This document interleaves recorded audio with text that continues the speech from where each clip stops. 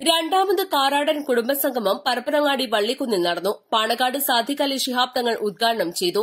മലബാർ ജില്ലകളിൽ നിന്നായി 3000-ലധികം അംഗങ്ങൾ പങ്കെടുത്ത സംഗമത്തിൽ വിവിധ കർമ്മ പദ്ധതികളും അവതരിപ്പിച്ചു.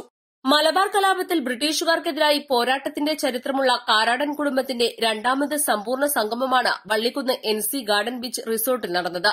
പാണക്കാട് സാദിഖ് അലി ശിഹാബ് തങ്ങൾ ഉദ്ഘാടനം ചെയ്തു.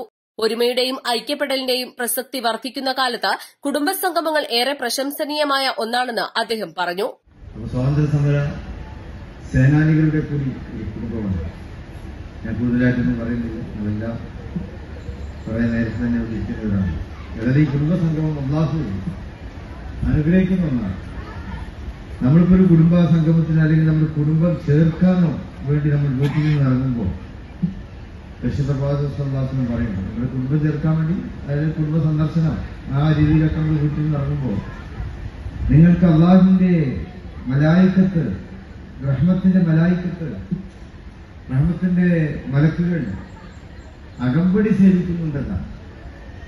സാധാരണ അകമ്പടി കിട്ടാൻ വിഐപിയിലേക്കാണല്ലോ അകമ്പടി കിട്ടാറുള്ളത്. അള്ളാഹു മലായിക്കത്തിന്റെ അകമ്പടി നമുക്ക് തരുന്നുണ്ട് എങ്കിൽ കുടുംബം ചേർക്കാൻ പോകുന്നവരെ അള്ളാഹു ആ കാറ്റഗറിയിൽ ഉൾപ്പെടുത്തുന്നു, VVIP കാറ്റഗറിയിൽ ഉൾപ്പെടുത്തുക. കുടുംബസമിതി ചെയർമാൻ കാരാടൻ സുലൈമാൻ അധ്യക്ഷത വഹിച്ചു. രാജ്യത്തിന്റെ വിവിധ ഭാഗങ്ങളിലുള്ള കാരാടൻ കുടുംബങ്ങളുടെ സാമൂഹിക സാംസ്കാരിക ജീവകാരുണ്യ രംഗത്തെ പ്രവർത്തനങ്ങൾ ഏറെ പ്രശംസനീയമാണെന്ന് ചടങ്ങിൽ സംസാരിച്ച PK കുഞ്ഞാലിക്കുട്ടി പറഞ്ഞു. മന്ത്രി PM മുഹമ്മദ് റിയാസ് മുഖ്യ സന്ദേശം നൽകി.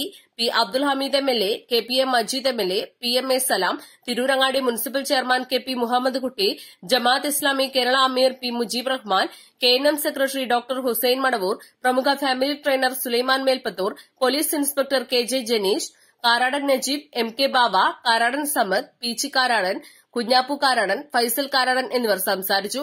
കുടുംബത്തിലെ അശരണരെ സഹായിക്കലും ഉന്നത കലാലയങ്ങളിലേക്കും മത്സര പരീക്ഷകളിലേക്കും വിദ്യാർത്ഥികളെ എത്തിക്കലും ഉൾപ്പെടെ ഒട്ടേറെ കാര്യങ്ങൾക്കുള്ള പദ്ധതികളും കുട്ടികളുടെ കലാപരിപാടികളും നടന്നു. 75 വയസ്സ് തികഞ്ഞവരെ ഉപഹാരം നൽകി ആദരിച്ചു. East live, Malappuram.